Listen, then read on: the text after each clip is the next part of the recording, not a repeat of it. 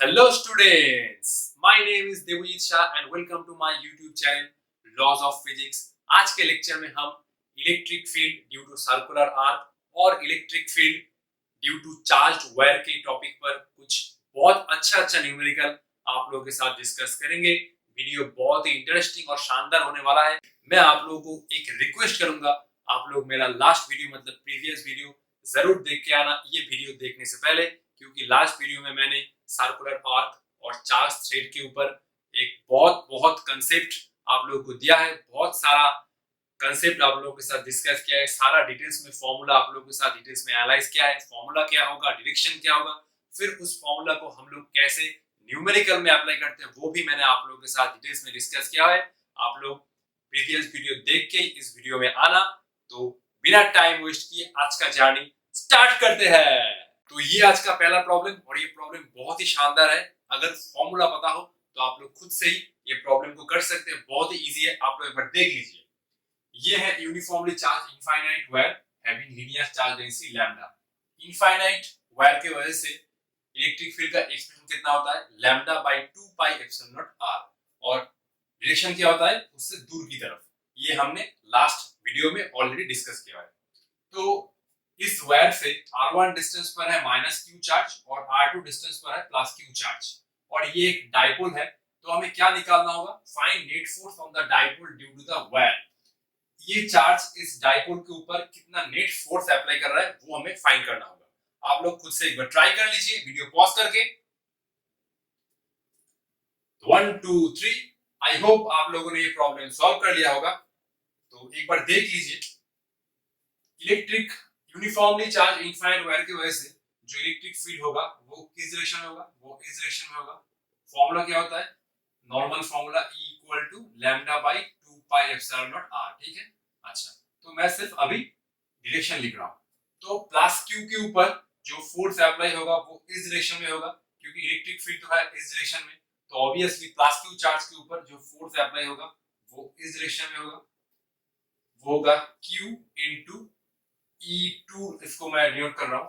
E2 कितना है इस पोजीशन पर, मतलब प्लस Q के पोजीशन पर इस वायर की वजह से E2 का एक्सप्रेशन कितना है, E2 will be lambda by 2 pi epsilon not into R2। इस वायर से इस चार्ज तक डिस्टेंस क्या है R2, so E2 will be lambda by 2 pi epsilon R2। Electric field तो इस डायरेक्शन में है। तो प्लस Q के ऊपर कितना फोर्स अप्लाई हो रहा है, Q इनटू E2, और माइनस Q के ऊपर कितना फोर्स अप्लाई होगा, इलेक्ट्रिक फील्ड है इस डायरेक्शन में। तो माइनस क्यू के ऊपर जो फोर्स अप्लाई होगा वो होगा इस डायरेक्शन में, इलेक्ट्रिक फील्ड के ऑपोजिट डायरेक्शन में, and that will be Q into E1। मैं इसको ऐसे लिख रहा हूं, and that will be force equal to Q into E1, क्योंकि माइनस क्यू चार्ज के ऊपर इलेक्ट्रिक फील्ड का इलेक्ट्रिक फील्ड के ऑपोजिट डायरेक्शन में फोर्स अप्लाई होगा। तो what is the expression of E1, E1 will be lambda divided by 2 pi epsilon not into R1। तो plus Q charge के ऊपर Q E2 फोर्स अप्लाई हो रहा है in this direction, and minus Q charge के ऊपर Q E1 force apply हो रहा है इस डायरेक्शन में। तो कौन सा ज्यादा होगा, कैंसिल तो नहीं होगा, क्योंकि Q E2 और Q1 का मैग्नीट्यूड तो सेम नहीं है, देख सकते हो आप लोग। तो कौन ज्यादा होगा एक बार देख लीजिए।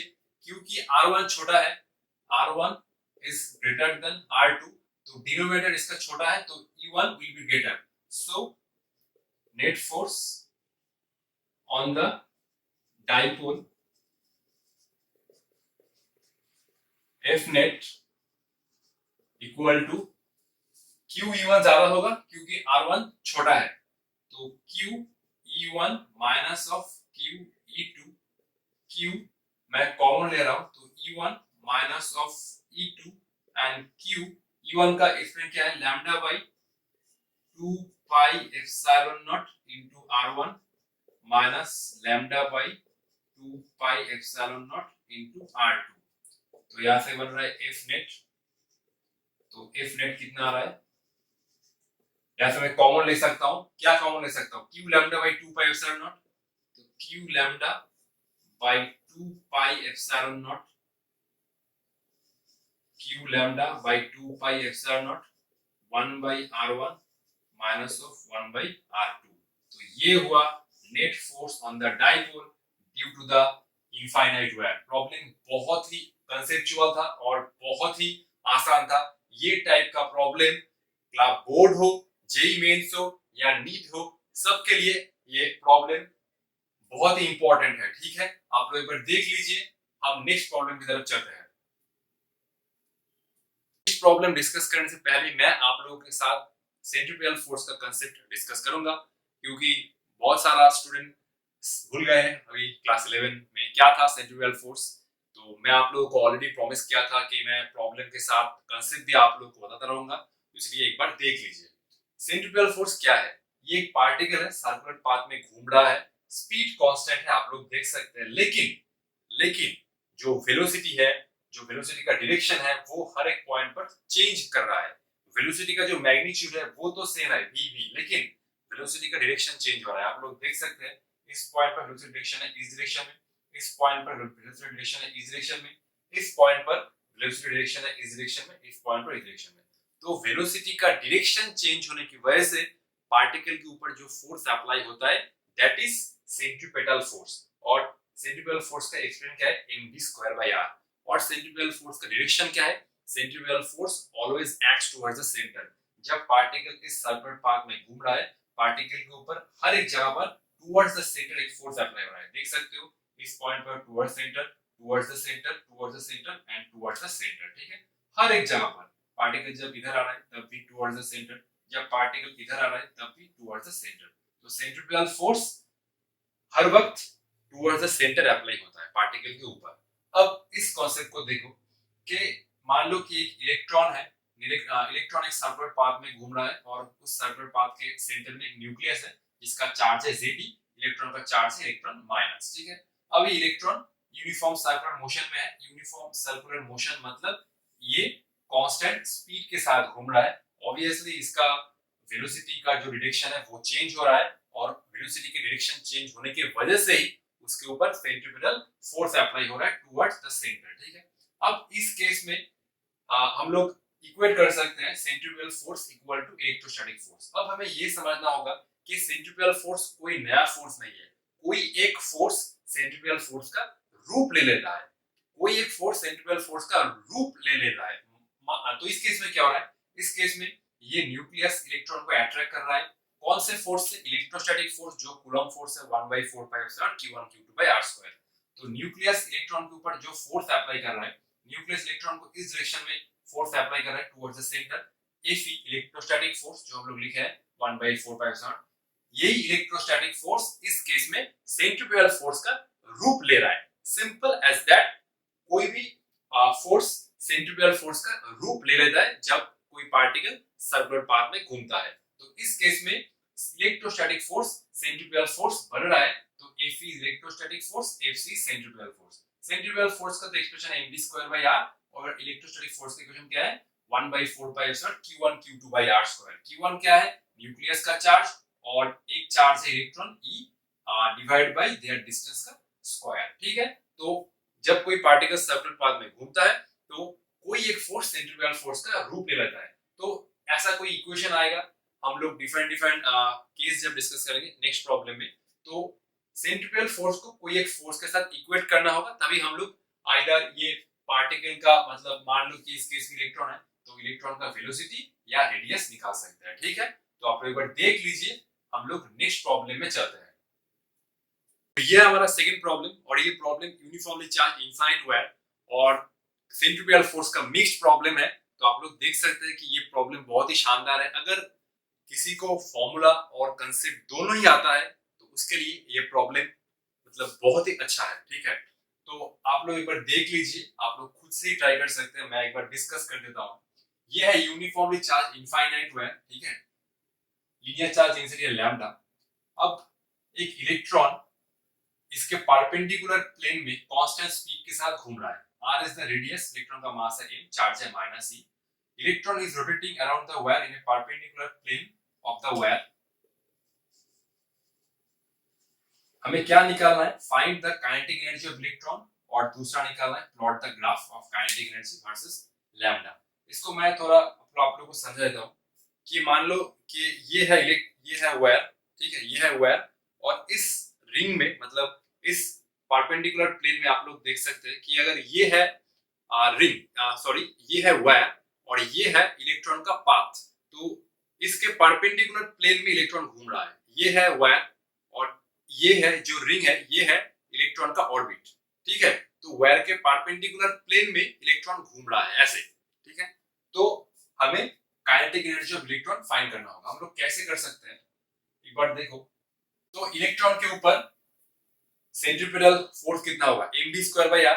ऑब्वियसली जो चार्ज है, जो वायर है उसमें पॉजिटिव चार्ज है और इलेक्ट्रॉन का चार्ज है नेगेटिव, तो ये वायर इलेक्ट्रॉन को अट्रैक्ट कर रहा होगा। तो सिंपल इलेक्ट्रोस्टैटिक फोर्स के साथ mv²r इक्वेट कर दो, वेलोसिटी निकल के आएगा, हाफ mv² कर दो, काइनेटिक एनर्जी मिल जाएगा। आप लोग एक बार वीडियो पॉज करके ट्राई कर लीजिए। तो रेडी, 1 2 3। आई होप आप लोगों ने थोड़ा बहुत तो ट्राई किया ही होगा। तो इलेक्ट्रिक फील्ड अप्लाई हो रहा है इस डायरेक्शन में, क्योंकि ये तो प्लस चार्ज है। इलेक्ट्रिक फील्ड अप्लाई हो रहा है इस डायरेक्शन में और इस पॉइंट पर इलेक्ट्रिक फील्ड का एक्सप्रेशन क्या होगा, λ/2πε0r, क्योंकि इनफाइनाइट वायर के कारण इलेक्ट्रिक फील्ड कितना होता है, λ/2πε0r। और इलेक्ट्रॉन का चार्ज नेगेटिव है, तो इसके ऊपर जो इलेक्ट्रोस्टैटिक फोर्स अप्लाई होगा वो इसी डायरेक्शन में होगा, F into E। और ये इलेक्ट्रोस्टैटिक फोर्स इलेक्ट्रॉन को सेंट्रीपिटल फोर्स प्रोवाइड कर रहा होगा। ठीक है, तो Fe equal to Fc। Fe मतलब कितना हुआ इस केस में, Q into E। इलेक्ट्रॉन का चार्ज मैंने लिया था स्मॉल e, तो मैं इसको स्मॉल e कर देता हूँ, small e into electric field, और ये आ रहा है mv²/r। मैं mv²/r को इधर लिख रहा हूँ, mv²/r equal to small e into capital E, और mv²/r equal to small e। Electric field का एक्सप्रेशन कितना है, λ/2πε0r। तो r से r गया, mv² कितना आ रहा है, E λ/2πε0। अब काइनेटिक एनर्जी का सिंपल फॉर्मूला क्या है, ये तो पता ही होगा आप लोगों को। सर भूल गए? नहीं नहीं, याद है ना, हाफ mv²। सिंपल, तो हाफ mv², दोनों साइड से हाफ को मल्टीप्लाई कर दो, तो हाफ E λ/2πε0। तो ये आ रहा है kinetic energy equal to E λ/4πε0। ठीक है, तो इलेक्ट्रॉन जो इस पाथ में घूम रहा है, इलेक्ट्रॉन काइनेटिक एनर्जी होगा E λ/4πε0। काइनेटिक एनर्जी तो निकल गया, plot the graph of kinetic energy versus lambda. तो अगर मैं, अच्छा ये हुआ y एक्सिस, ये हुआ x एक्सिस, तो मैं काइनेटिक एनर्जी को उधर प्लॉट कर रहा हूँ और ये लैम्डा को उधर प्लॉट कर रहा हूँ। ठीक है, तो ये हुआ y एक्सिस, ये हुआ x एक्सिस। तो देखो ध्यान से, ये कुछ ऐसा लग रहा है कि y equal to m into x। y axis में क्या प्लॉट है, काइनेटिक एनर्जी, और x एक्सिस में क्या प्लॉट है, लैम्डा। और ये तो स्ट्रेट लाइन आएगा, m क्या है, स्लोप है, m क्या है, स्लोप है। स्लोप कितना है, स्लोप है E/4πε0। E स्लोप कितना है, slope m equal to slope, ये कितना है E/4πε0, और स्लोप तो कांस्टेंट है। ठीक है, तो ये एक स्ट्रेट लाइन आएगा जिसका स्लोप होगा E/4πε0। ऑब्वियसली ये कुछ ऐसा आएगा। ठीक है,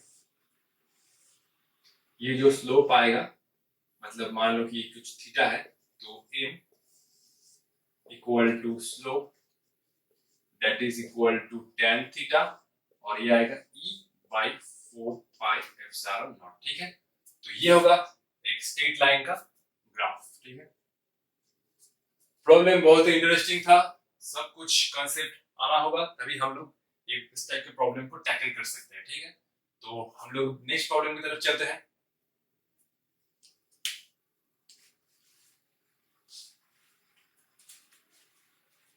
तो ये है हमारा थर्ड प्रॉब्लम और ये डायरेक्टली फॉर्मूला बेस्ड है। ठीक है, electric field due to charge wire. ये है यूनिफॉर्मली चार्ज थीन वायर। अब ये इनफाइनाइट लेंथ का नहीं है, इसका कुछ लेंथ है L, कैरिंग चार्ज Q, इसमें टोटल चार्ज है प्लस Q। ये है इस वायर का मिड पॉइंट, मतलब ये भी है l/2 और ये भी है l/2, ये है मिड पॉइंट, ये भी है l/2, ये भी है l/2। ए डिस्टेंस पर एक पॉइंट P है, उस पॉइंट P पर हमें इलेक्ट्रिक फील्ड का मैग्नीट्यूड निकालना होगा और A का जो वैल्यू है वो भी गिवन है √3 l/2। यह है l/2, यह है l/2, मतलब ये जो डिस्टेंस है वो इस वायर के परपेंडिकुलर बाइसेक्टर में है। P पॉइंट पर हमें इलेक्ट्रिक फील्ड का नेट मैग्नीट्यूड निकालना होगा। जो फॉर्मूला था k λ/r, दोनों फॉर्मूला था E परपेंडिकुलर और E पैरेलल, दोनों निकालो और वेक्टरली ऐड करो, आंसर आ जाएगा। आप लोग खुद से ट्राई कर लीजिए।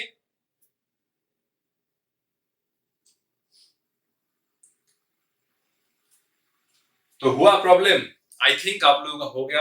अगर फॉर्मूला क्या है यही नहीं पता तो मैंने ऑलरेडी वीडियो के पहले बोला था कि लास्ट वीडियो आप लोग प्लीज देख कर आना, तभी आप लोग ये वीडियो समझ में आ जाएगा। ठीक है, तो इलेक्ट्रिक फील्ड का दो कंपोनेंट होगा इस केस में, इन परपेंडिकुलर मतलब कि λ/r sine of θ1 plus sine of θ2, और एक कंपोनेंट होगा E पैरेलल जो होगा कि λ/r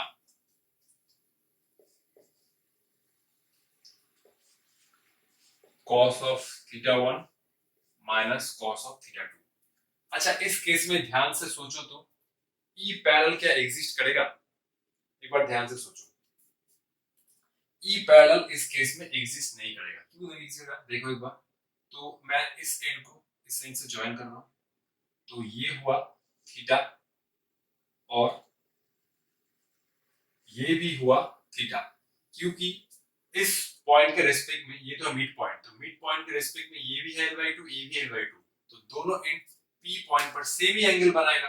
तो अगर सेम एंगल बनाया तो कितना होगा? E पैरेलल 0 होगा, सिंपल, E पैरेलल सिंपल 0 होगा, क्योंकि ये दोनों एंगल सेम ही है। लेकिन E परपेंडिकुलर एग्जिस्ट करेगा, तो K, अच्छा मॉड तो इस केस में नहीं रहेगा, K लैम्डा कितना है? Lambda is total charge upon total length, जो है Q/L, Q बाई L, और R क्या है? इस केस में R है A, जो है परपेंडिकुलर डिस्टेंस √3l/2। तो अच्छा, इसको मैं ऐसे लिखता हूं, तो E परपेंडिकुलर कितना आएगा?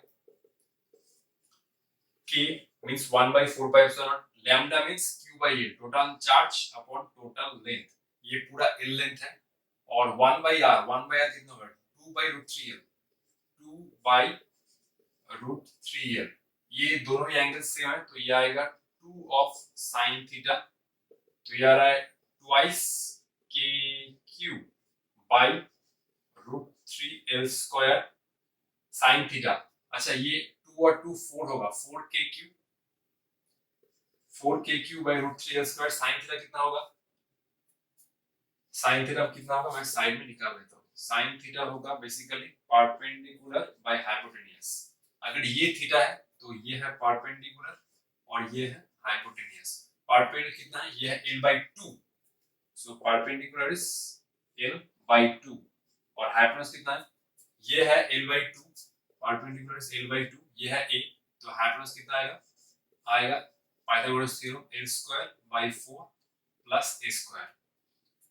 मैं l² जो हाइपोटेन्यूज है वो साइड में एक बार निकाल लेता हूं, हाइपोटेन्यूज होगा l²/4 प्लस ऑफ a², तो यहां से आ रहा है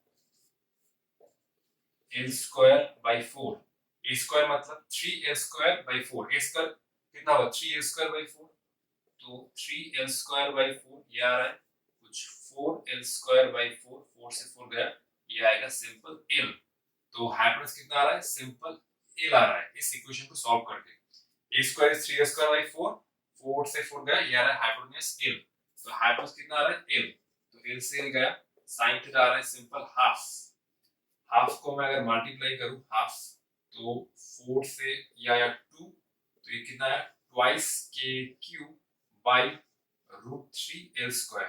अब k का एक्सप्रेशन तो नहीं है, हमें k को लिखना होगा 1/4πε0, तो twice Q by √3l², k का वैल्यू है 1/4πε0, काटा पीटी करो, ये आएगा 2, तो Q बाई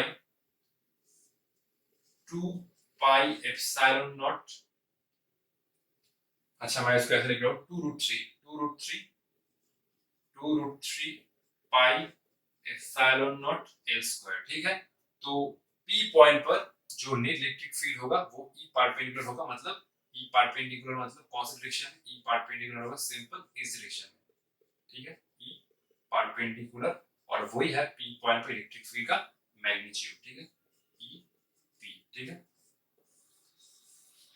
तो मैंने क्या किया, मैंने ये दोनों फॉर्मूला लिखा, इस केस में दोनों ही एंगल सेम है क्योंकि ये वायर सिमेट्रिकल है, तो ये भी एंगल थीटा, ये भी एंगल थीटा है, तो ई पैरेलल का कंपोनेंट नहीं आएगा, सिर्फ ई परपेंडिकुलर होगा।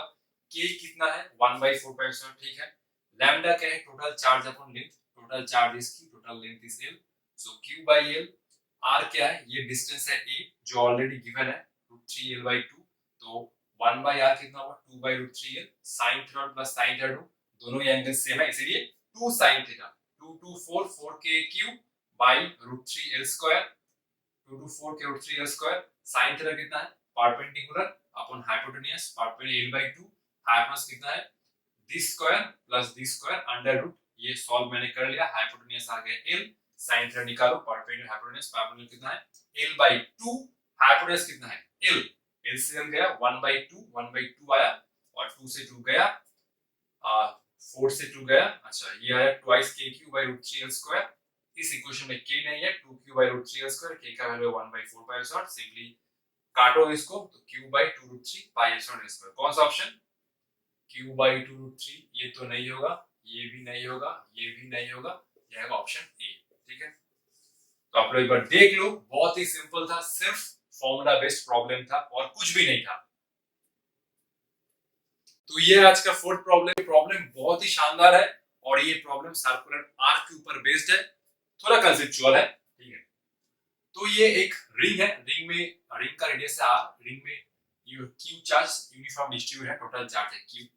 अब एक छोटा सा लेंथ मैंने काट दिया जो सेंटर पर थीटा एंगल बना रहा था, अब जो बाकी पोर्शन रह गया उसके वजह से सेंटर पर हमें नेट इलेक्ट्रिक फील्ड का मैग्नीट्यूड निकालना है।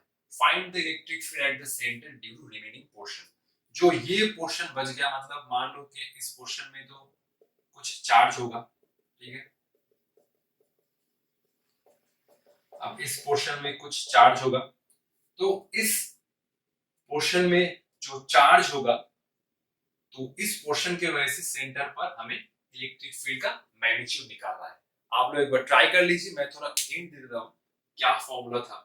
जो electric field due to circular arc था वो कितना था, अच्छा इस केस में हम लोग जो डिस्कशन किए थे लास्ट वीडियो में, तो ये था सर्कुलर आर्क और ये था रेडियस जो था r, सेंटर पर इलेक्ट्रिक फील्ड का एक्सप्रेशन कितना होगा E सेंटर जो होगा 2k lambda by r sine of alpha by 2, अल्फा क्या था, ये पूरा एंगल अल्फा था, what is k, k is 1/4 pi epsilon naught and lambda is simple linear charge density। तो इलेक्ट्रिक फील्ड का डायरेक्शन क्या होगा इस केस में, इलेक्ट्रिक फील्ड का डायरेक्शन था, ये इलेक्ट्रिक फील्ड होगा along the angle bisector centre, ठीक है। तो इलेक्ट्रिक फील्ड का एक्सप्रेशन था electric field will be angle bisector, तो इसी कांसेप्ट को हमें इस प्रॉब्लम में यूज करना है। आप लोग एक बार खुद से ट्राई कर लीजिए, ऑप्शन होगा बी, ठीक है। तो ये प्रॉब्लम आप लोग कैसे सॉल्व कर सकते हैं एक बार देख लीजिए। तो जो पोर्शन हट गया वो तो सेंटर पर थीटा एंगल बना रहा है, और जो पोर्शन बच गया उसके वजह से इलेक्ट्रिक फील्ड निकालना है, मतलब ये पोर्शन के वजह से। अब ध्यान से देखो, मान लो कि इसी फिगर को मैं पहले बैक कर रहा हूं, तो ये वाला पोर्शन अभी हट गया है जो सेंटर पर थीटा एंगल बना रहा है, ठीक है। जो थीटा वाला एंगल बना रहा था, मान लो कि इस वाले पोर्शन के वजह से सेंटर पर इलेक्ट्रिक फील्ड था E1, और ये वाले पोर्शन के वजह से सेंटर पर इलेक्ट्रिक फील्ड था E2। E1 और E2 का अगर हम लोग वेक्टर एडिशन करते हैं तो सेंटर पर इलेक्ट्रिक फील्ड कितना आएगा, E ऑफ सेंटर नेट कितना आएगा, ये 0 आएगा। तो हम लोग इसी कांसेप्ट को ये इस प्रॉब्लम यूज करते हैं, जो हट गया उसके वजह से इलेक्ट्रिक फील्ड था E1 और जो बच गया उसके वजह से इलेक्ट्रिक फील्ड था E2। हमें तो बस E2 ही निकालना है ना, तो क्या करो E1 प्लस E2 कर दो, E1 प्लस E2 कर लो। E2 का सिर्फ मैग्नीट्यूड चाहिए, ठीक है। मैंने क्या किया, ये मान लो कि ये जो पोर्शन अभी हट गया है, ये पोर्शन सेंटर पे थीटा एंगल बना रहा था, और ये वाला पोर्शन सेंटर पे इलेक्ट्रिक फील्ड बना रहा था E1, और ये वाला पोर्शन सेंटर पे इलेक्ट्रिक फील्ड बना रहा था E2। अगर हम लोग E1 E2 का वेक्टर एडिशन करते हैं तो 0 आएगा ऑब्वियसली।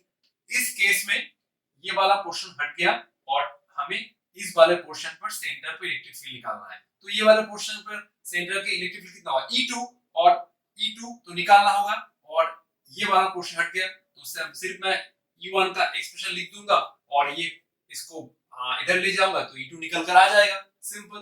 तो E2 कितना हुआ, E2 हुआ मॉड ऑफ E2, अच्छा मैं इसको मॉड नहीं लिख रहा हूं, ठीक है, मैं अब E2 लिख रहा हूं, E2 of minus of E1। अब मैं इसको अगर मॉड लिखूंगा तो ये माइनस साइन नहीं आएगा, E1। E1 क्या है, जो ये वाला पोर्शन सेंटर पर थीटा एंगल बना रहा था उसके लिए इलेक्ट्रिक फील्ड का मैग्नीट्यूड क्या होगा, 2k lambda by r sine of theta by 2, as simple as that. तो लैम्डा क्या होगा, total charge upon total length. Total charge था q और सरकमफेरेंस 2 पाई r, तो 2 क्या k का वैल्यू है 1 by 4 pi epsilon naught, 1 by 4 pi epsilon naught, ये r हुआ, और lambda means q by 2 pi r sin of theta by 2, 2 से 2 गया तो यह q by 4 pi square epsilon naught r square sin of theta by 2। तो option B is right. तो हमें ये कॉन्सेप्ट यूज करना था कि जो पोर्शन हट गया उसके वजह से इलेक्ट्रिक फील्ड था E1, और जो पोर्शन बच गया उसके वजह से इलेक्ट्रिक फील्ड है E2। E2 हमें निकालना है E1 के मदद से, जो ये वाला पोर्शन था, सिंपल। E1 ये वाला पोर्शन सेंटर पर एंगल बना था थीटा, तो जस्ट सर्कुलर आर्क की जैसे ट्रीट करो, 2k lambda by r sin theta by 2 निकालो, बात खत्म। सिर्फ मैंने इसको माइनस रूप करने के लिए मैंने सिर्फ इसका मैग्नीट्यूड लिया है, सिंपल। तो ये प्रॉब्लम बहुत ही ब्यूटीफुल है, और ये problem electric field due to quarter ring के ऊपर बेस्ड है। क्वार्टर रिंग मतलब जो सेंटर पर पाई बाय 2 एंगल बना होता है, ठीक है, आप लोग देख लीजिए, मैं कांसेप्ट साथ में डिस्कस कर दूंगा। तो ये है एक रिंग, रिंग का रेडियस है r। अब ये है x एक्सिस, ये है y एक्सिस। इस पोर्शन में पॉजिटिव चार्ज डिस्ट्रीब्यूट है, लीनियर चार्ज डेंसिटी 2 लैम्डा। इस केस में नेगेटिव चार्ज डिस्ट्रीब्यूट है, linear charge density minus lambda. इस केस में फिर से पॉजिटिव चार्ज डिस्ट्रीब्यूट है, लीनियर चार्ज डेंसिटी लैम्डा। इस केस में फिर से जो चार्ज डिस्ट्रीब्यूट है वो है नेगेटिव, और लीनियर चार्ज डेंसिटी कितना है, -2 लैम्डा। हमें सेंटर पर इलेक्ट्रिक फील्ड का नेट मैग्नीट्यूड भी निकालना है और उसका डायरेक्शन भी निकालना है, क्योंकि इस समय i कैप j कैप है। तो ये क्वार्टर रिंग था, मैं आप लोगों को एक बार डिस्कस कर देता हूं, ठीक है। ये क्वार्टर रिंग था, plus plus plus plus plus plus linear charge density lambda, और ये रिंग सेंटर पर पाई बाय 2 एंगल बना रहा था। तो जो सेंटर पर नेट इलेक्ट्रिक फील्ड होगा वो होगा कितना, √2k लैम्डा बाय r। ये पूरा r है, तो इलेक्ट्रिक फील्ड कौन सी डायरेक्शन में होगा, इलेक्ट्रिक फील्ड होगा इस डायरेक्शन में, ठीक है, EC, ठीक है। तो क्वार्टर रिंग की वजह से सेंटर पर इलेक्ट्रिक फील्ड कितना होता है, √2k लैम्डा बाय r, और डायरेक्शन क्या होगा, will be along angle bisector. ये भी 45 होगा, ये भी, अच्छा ये भी 45 डिग्री होगा, और ये भी 45 डिग्री होगा, ठीक है। तो आप लोग एक बार ट्राई कर लीजिए वीडियो पॉज करके।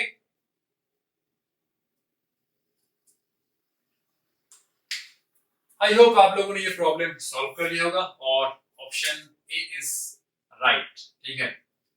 तो जस्ट मैं अब नेमिंग कर रहा हूं, ये पोर्शन है 1, ये पोर्शन है 2, मतलब ये वाला क्वार्टर रिंग है, पोर्शन नंबर दे रहा हूं 1 2, और ये वाला पोर्शन है 3, और ये जो पोर्शन है ये है पोर्शन नंबर 4। अब इस पोर्शन में चार्ज है नेगेटिव, और नेगेटिव चार्ज के वजह, सॉरी चार्ज पॉजिटिव है, तो इस पोर्शन के वजह से इलेक्ट्रिक फील्ड कौन सी डायरेक्शन में, इलेक्ट्रिक फील्ड होगा इस डायरेक्शन में, ठीक है, इलेक्ट्रिक फील्ड होगा इस डायरेक्शन में। ऑब्वियसली ये इलेक्ट्रिक फील्ड इस डायरेक्शन में होगा क्योंकि ये चार्ज पॉजिटिव है, ठीक है। और अगर मैं पोर्शन 3 का बात करता हूं, तो पोर्शन 3 की वजह से इलेक्ट्रिक फील्ड होगा इस डायरेक्शन में, will be along angle bisector. ये 45 है, ये 45 है, ये 45 45 है, ठीक है। तो ये होगा कुछ इस डायरेक्शन में, ठीक है, E3, ठीक है, E3, E1 will be around this direction, E3 will be around this direction, क्योंकि ये पॉजिटिव चार्ज है तो इलेक्ट्रिक फील्ड इससे दूर की तरफ, यही पॉजिटिव चार्ज है तो इस पोर्शन से इलेक्ट्रिक फील्ड दूर की तरफ, ठीक है। मैं जो एक्सप्रेशन है वो बाद में लिख रहा हूँ, सिर्फ पहले डायरेक्शन लिख रहा हूँ। और E2 की वजह से मतलब 2 मतलब ये पोर्शन की वजह से इलेक्ट्रिक फील्ड कितना होगा, कौन सा डायरेक्शन होगा पहले, तो ये माइनस चार्ज है तो ऑब्वियसली अगर माइनस होता है तो इलेक्ट्रिक फील्ड इसी डायरेक्शन में होगा। ये पोर्शन नंबर 2 है तो इसकी वजह से इलेक्ट्रिक फील्ड होगा E2, ठीक है। अगर मैं इस पोर्शन का बात करता हूं तो इलेक्ट्रिक फील्ड होगा इस पोर्शन की वजह से इस डायरेक्शन में, पॉजिटिव की वजह से दूर की तरफ और नेगेटिव की वजह से टुवर्ड्स, तो इस पोर्शन में नेगेटिव चार्ज है, इस पोर्शन की वजह से सेंटर पे इलेक्ट्रिक फील्ड होगा इस डायरेक्शन में, और जो इलेक्ट्रिक फील्ड का मैग्नीट्यूड होगा E2, और इस पोर्शन की वजह से इलेक्ट्रिक फील्ड सेंटर पर होगा इस डायरेक्शन में, और ये होगा E4, नेगेटिव चार्ज है तो टुवर्ड्स।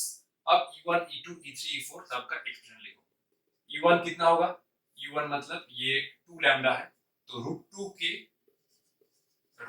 के 2 लैम्डा होगा, और ये तो पूरा r है रेडियस, ठीक है, तो ये आया 2 √2 के लैम्डा बाय r। E2 कितना आएगा, E2 मतलब ये चार्ज डेंसिटी है लैम्डा, तो ये आएगा √2 के लैम्डा बाय r। E3 कितना आएगा, E3 आएगा लैम्डा, तो ये आएगा √2 के लैम्डा बाय r। E4 कितना आएगा, E4 आएगा फिर से 2 लैम्डा है तो √2 के इंटू 2 लैम्डा बाय r, 2 √2 के लैम्डा बाय r। माइनस मत लेना, यहाँ पर माइनस का कंट्रीब्यूशन मैंने ऑलरेडी डायरेक्शन में ले लिया है। मैं एक बार चेक कर रहा हूँ, E1 कितना आया √2 के 2 लैम्डा बाय r, E2 कितना आया √2 के लैम्डा बाय r, E3 कितना आया √2 के लैम्डा बाय r, E4 आया 2 √2 के लैम्डा बाय r। अब हमें माइनस प्लस करना होगा कि सेम कौन सा सेम डायरेक्शन में, कौन सा ऑपोजिट डायरेक्शन में। E1 और E3 तो ऑपोजिट डायरेक्शन में है, लेकिन इन दोनों का मैग्नीट्यूड कुछ अलग है, देख सकते हो। E1 और E3 में से कौन सा ज्यादा है, E1 ज्यादा है, क्योंकि इसमें 2 का फैक्टर आ रहा है, ठीक है। तो E1 और E3 में से कौन ज्यादा होगा, E1 और E3 में से E1 ज्यादा होगा, ठीक है। एक बार देख लो, तो मैं जस्ट सेंटर पर इसको मैं फिर से रिड्रॉ कर रहा हूँ, ठीक है। इस पॉइंट पर नेट कौन सा फोर्स अप्लाई हो रहा है, E1 माइनस E3, क्योंकि E1 E3 ज्यादा है तो E1 माइनस E3 करने से नेट फोर्स आएगा जो जो मतलब पोर्शन नंबर 1 और पोर्शन नंबर 3 की वजह से सेंटर पर नेट इलेक्ट्रिक फील्ड होगा इस डायरेक्शन में, क्योंकि E1 E3 से ज्यादा है और E1 और E3 सेम स्ट्रेट लाइन में है, कैंसिल नहीं होगा क्योंकि E1 E3 से ज्यादा है। तो E1 E3 ज्यादा है तो पोर्शन 1 और पोर्शन 3 की वजह से जो इलेक्ट्रिक फील्ड होगा वो इस डायरेक्शन में होगा। तो ये हुआ, जस्ट सब्ट्रैक्ट करो E1 minus E3, E1 minus E3 कितना आ रहा है, E1 माइनस E करने से आ रहा है √2 2 माइनस 1 √2 के लैम्डा बाय r, तो ये आ रहा है √2 के लैम्डा बाय r, ठीक है। अब E2 और E4 चेक करो, E2 और E4 में से कौन सा ज्यादा है, E4 ज्यादा है तो पोर्शन 2 और पोर्शन 4 की वजह से जो इलेक्ट्रिक फील्ड होगा सेंटर पर वो इस डायरेक्शन में होगा अलोंग E2। E2 ज्यादा है, E2 ज्यादा नहीं है, E4 ज्यादा है, सॉरी। तो पोर्शन 2 और पोर्शन 4 की वजह से जो इलेक्ट्रिक फील्ड होगा वो इस डायरेक्शन में होगा, क्योंकि E4 E2 ज्यादा है। E4 हुआ √2 के लैम्डा बाय r 2 √2 और E2 हुआ √2 के लैम्डा बाय r। ऑब्वियसली देख सकते हो कि E4 E2 ज्यादा है तो इस डायरेक्शन में होगा, ये होगा E4 माइनस E2, ठीक है। तो ये कितना आएगा, फिर से ये आएगा √2 के लैम्डा बाय r, ठीक है। E1 E3 ज्यादा है तो E1 माइनस E3 ये आएगा √2 के लैम्डा बाय r। पोर्शन 2 और पोर्शन 4 की वजह से जो नेट इलेक्ट्रिक फील्ड होगा सेंटर पर वो होगा E4 माइनस E2, देख सकते हो E4 E2 ज्यादा है तो माइनस करो, ये आएगा 2 माइनस 1 √2 के लैम्डा बाय r, ठीक है।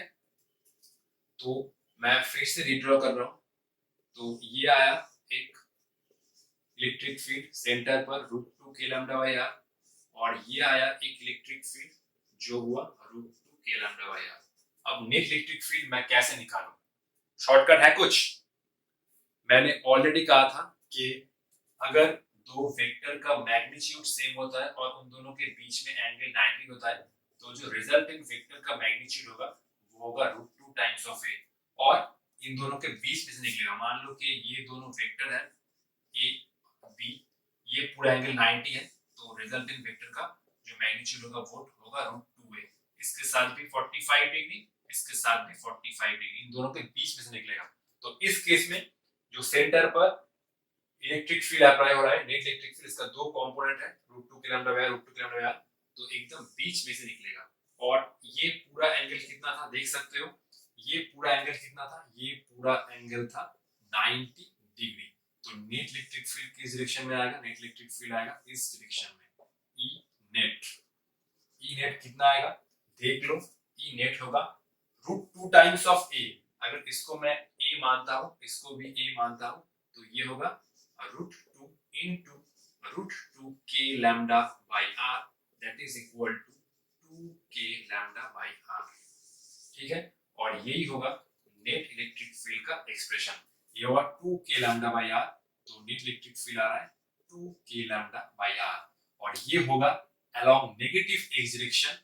तो 2 k lambda by r का अगर हम लोग लिखे 2 k lambda by r को मैं लिख सकता हूं 2 लैम्डा के मतलब 4 पाई एप्सिलॉन नॉट इनटू r, 2 से 4 गया तो ये आया lambda by 2 pi epsilon not r, और यही होगा सेंटर पर नेट इलेक्ट्रिक फील्ड का मैग्नीट्यूड। तो एकदम इन दोनों के बीच में से निकलेगा, इसके साथ भी 45, इसके साथ भी 45। ठीक है, तो जस्ट ई नेट का जो डायरेक्शन होगा वो नेगेटिव एक्स डायरेक्शन में होगा। ये भी 45, ये भी 45 डिग्री, और इसके साथ भी 45 डिग्री। ठीक है, ठीक है, बहुत ही कंसेप्चुअल था। मैं एक बार फिर से आप लोगों को रिपीट कर रहा हूँ, ठीक है, थोड़ा फास्ट। इसके वजह से इलेक्ट्रिक फील्ड होगा इस डायरेक्शन में, इसके वजह से इलेक्ट्रिक फील्ड होगा इस डायरेक्शन में, इस पोर्शन की वजह से इलेक्ट्रिक फील्ड होगा इस डायरेक्शन में, और इस पोर्शन की वजह से इलेक्ट्रिक फील्ड होगा इस डायरेक्शन में। मैं सब मैग्नीट्यूड लिख दिया हूँ। ठीक है, अब चेक करो E1 और E3 में ज्यादा कौन सा है? E1 E3 में ज्यादा है E1। ठीक है, तो E1 और E3 ज्यादा है E1, तो इन दोनों का जो रिजल्टेंट होगा वो इस डायरेक्शन में होगा। वो कितना होगा सब्ट्रैक्ट करके देख लेना, √2 k लैम्डा बाई आर। और E2 और E4 में ज्यादा कौन सा है? ज्यादा है E4। सो E4 और E2 का रिजल्टेंट किस डायरेक्शन में होगा? वो इस डायरेक्शन में, ये भी आएगा √2 k लैम्डा बाई आर। ठीक है, ये भी होगा √2 k लैम्डा बाई आर। अब सेंटर पर इलेक्ट्रिक फील्ड का दो कंपोनेंट है √2 k lambda by are, √2 k lambda by R. अब शॉर्टकट क्या है? वो रिजल्टिंग इलेक्ट्रिक फील्ड का मैग्नीट्यूड होगा डायरेक्ट √2 टाइम्स ऑफ ए। तो ये पूरा एंगल 90 था, ये पूरा एंगल 90 था, तो ये शॉर्टकट आएगा, मतलब सेंटर पर इलेक्ट्रिक फील्ड का मैग्नीट्यूड आएगा √2 times a, √2 into √2 k lambda by are, 2 k lambda by r, k means 1/4π0, और ये होगा इलेक्ट्रिक फील्ड का नेट मैग्नीट्यूड। अब इसमें ए बी हो सकता है, ए और बी, क्योंकि लैम्डा बाई 2π0 लैम्डा है, लेकिन डायरेक्शन चेक करना होगा। तो इन दोनों का जो रिजल्टेंट है वो इस डायरेक्शन में आ रहा है, तो ये आ रहा है नेगेटिव एक्स में। ठीक है, तो ये होगा आंसर, ऑप्शन इज राइट। तो आप लोग एक बार देख लीजिए। ठीक है,